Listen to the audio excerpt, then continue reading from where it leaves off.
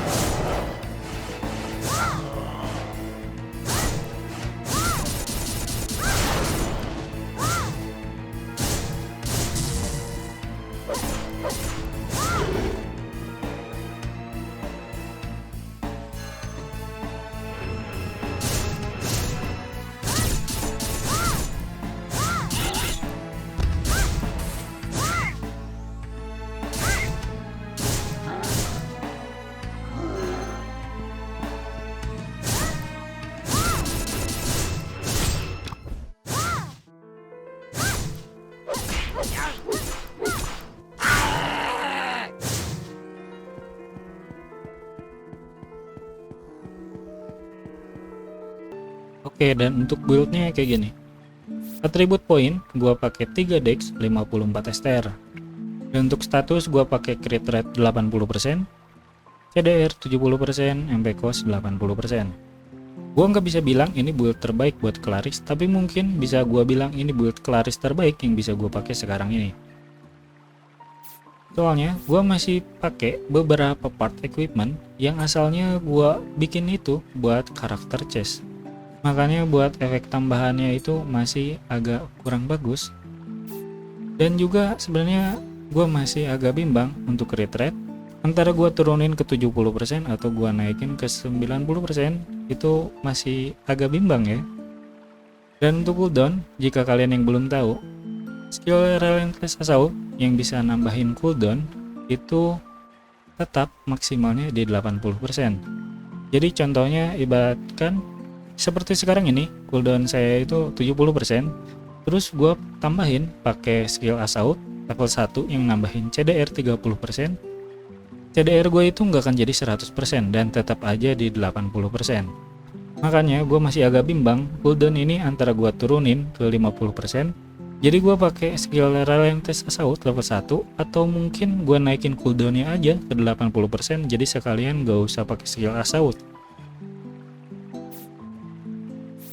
Lalu buat masterisnya, Fortitude. Nah ini dia skill yang bikin gue bilang build ini build masokis.